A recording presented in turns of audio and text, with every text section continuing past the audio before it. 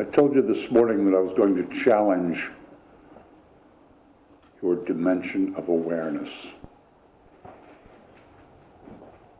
What did I call the talk finally? I have to call it Awareness, an Expanded View. I was going to call it The Perfect Storm, but I thought perhaps that'd have too much of a negative connotation to it.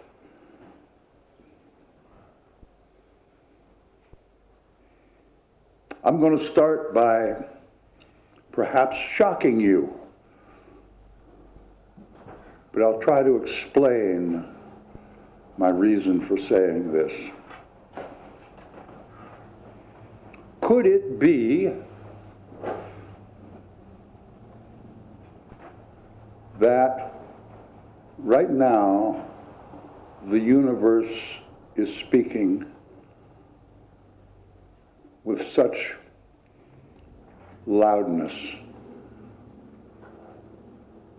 that it's a level we haven't heard before? Could it be that the universe is saying this coronavirus is perhaps one of the greatest gifts that humanity has received in ages and ages and ages? Could that be? I think so. And I'll tell you why I think that. This is the first time that I can remember in my lifetime, and that I'm aware of in a study of history, that every single country in the world is working together in partnership for the good of the whole.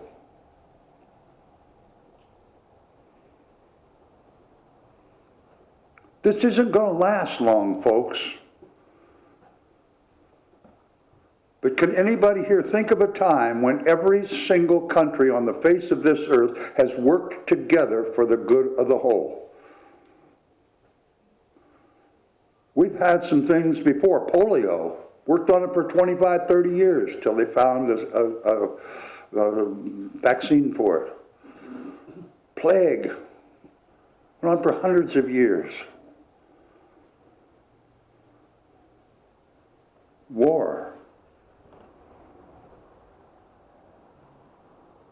an almost constant experience for the last 5,000 years.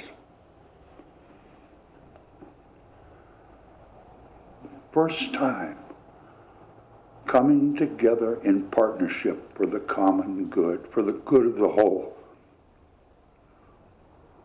We hear all the talking heads telling us to be afraid and to be scared, to be extra cautious. Well, that's what the talking heads are saying. But what is the universe saying?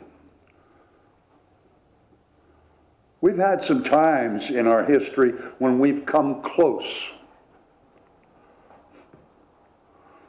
Working on the polio vaccine was close. Working on the AIDS virus was close. But it was so prophetized. And the stigma that went along with AIDS. When it was just the gay folks, well, and that's God paying them back for their sins. But other people got it from blood transfusions. I guess we got to find something to fix it.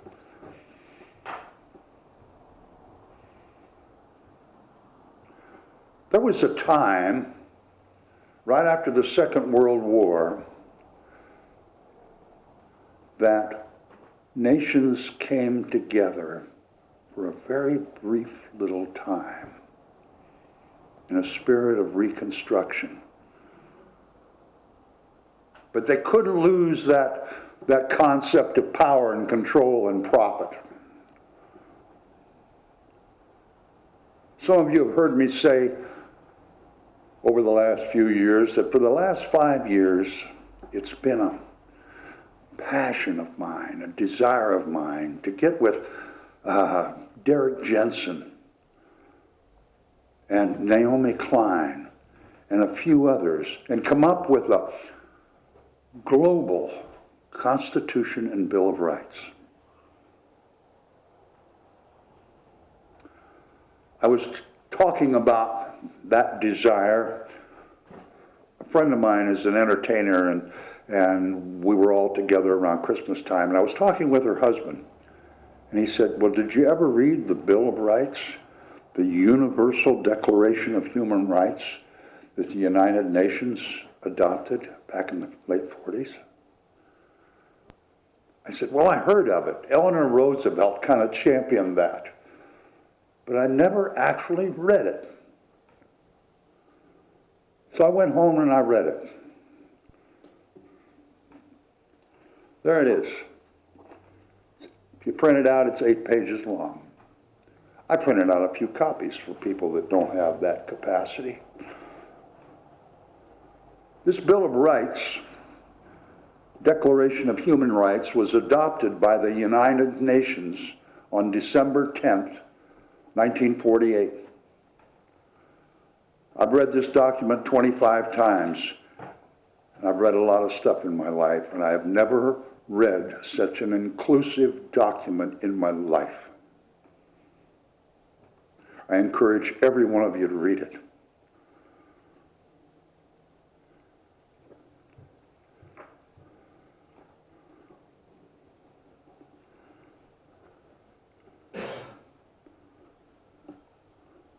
We are at an unbelievable moment in time. The universe has been speaking to us nonstop, and we've pretty much ignored it. But every time the universe speaks to us in terms that we understand, we think about me. For a little while, we think about them and we, until we seems to be okay, then it's back to me again. The universe is speaking when the state of California catches on fire. And we, for a few moments in time, develop a we consciousness. The universe is speaking when hurricanes blast the eastern seaboard and the Gulf Coast.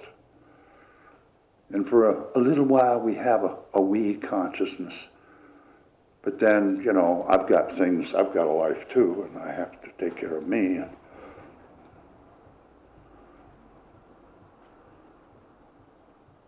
The universe is speaking.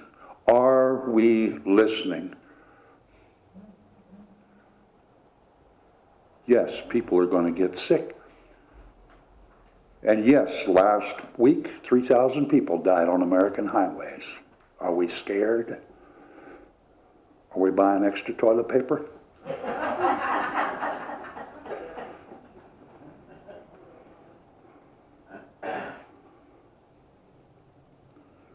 Folks, we've got an opportunity here.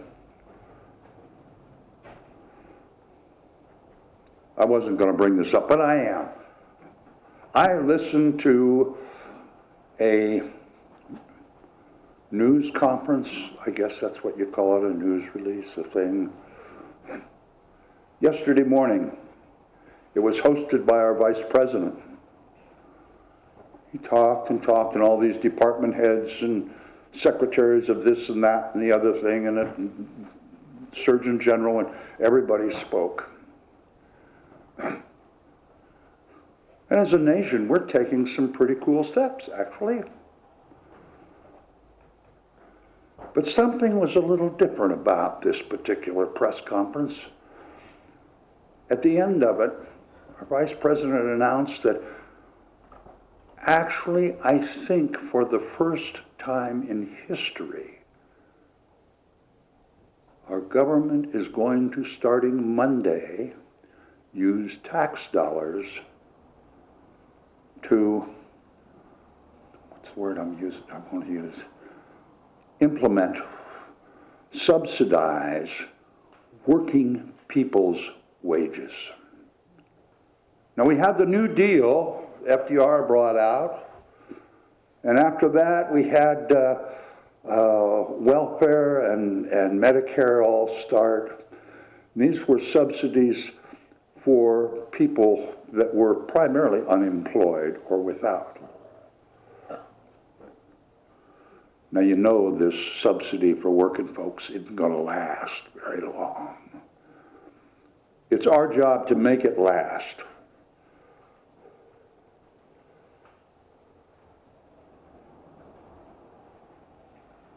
I think that perhaps rather than out of consciousness of we, it was a brilliant campaign device. But you don't look a gift horse in the mouth. You take what you can get. We have been waiting for an opportunity when we can get on the mountaintop and sell we, not me. We've been waiting for our government to address and fulfill the needs of the working folks and not just the rich. Does your awareness allow you to see this? Maybe it will, maybe it won't. But if your awareness allows you to see this huge opportunity that the universe is providing in whatever fashion, then we have work to do.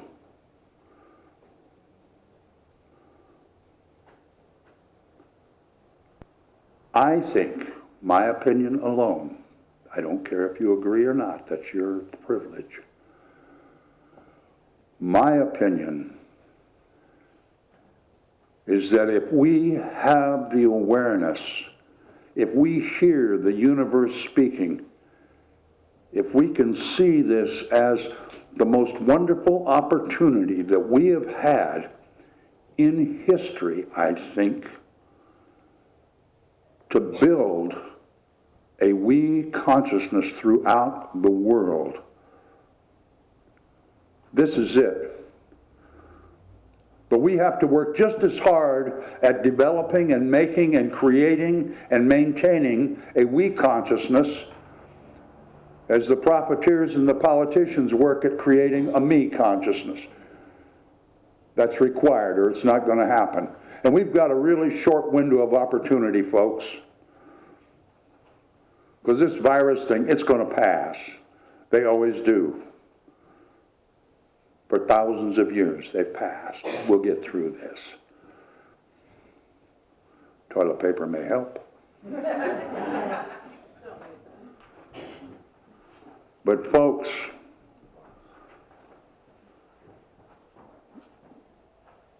we have a responsibility. If we can see this vision, if we can think that there's any possibility, it's our responsibility to do the work. Call your politicians and tell them to maintain the we consciousness. Don't let it end after everybody goes back to work.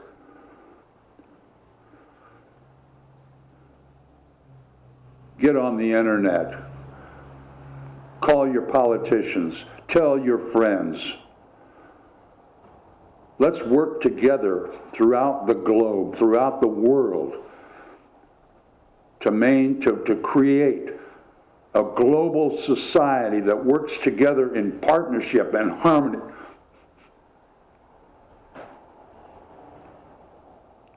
For the good of the whole.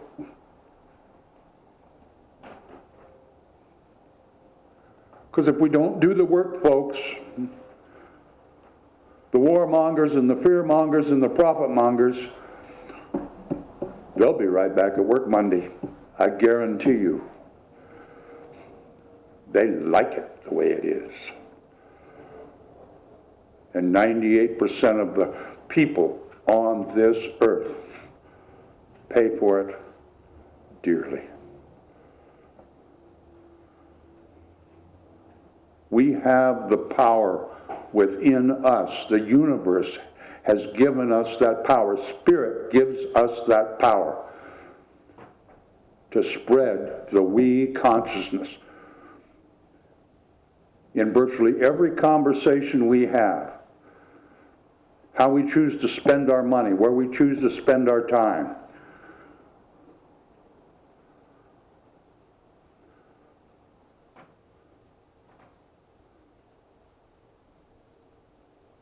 if you see it, you do. If you don't, I wish you the very best. I truly do. But if we don't continue to expand our awareness and live up to the responsibility of that expanded awareness, if we don't live up to the responsibility of the consciousness we profess that we have, this we consciousness,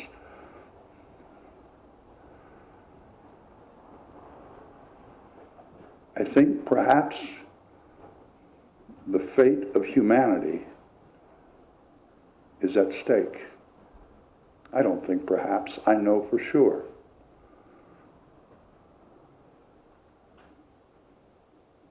The activity and the direction that our global society is taking and has been taking for thousands of years is no longer sustainable. The rape and plunder and violence and war and control for profit is not sustainable on a finite planet. The only thing that is sustainable is to listen to the universe and be in harmony with the universe, all of us.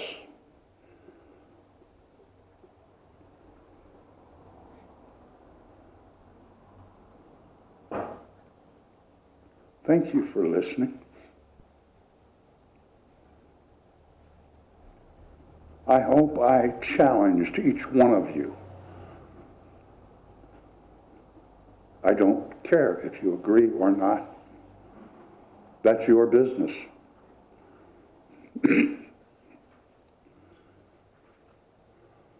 I've taken, what would I call it? Pastoral privilege this morning, and I've renamed our last song. It's been a favorite of mine almost forever. The title on the top of the page in your songbook, number 206, says, "This is my song." I challenge each one of you to call it from this day on, "This is our song."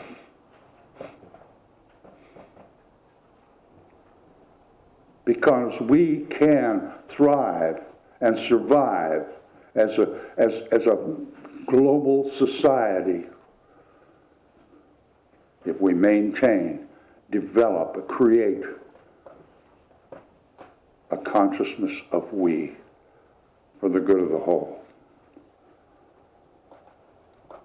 And so it is.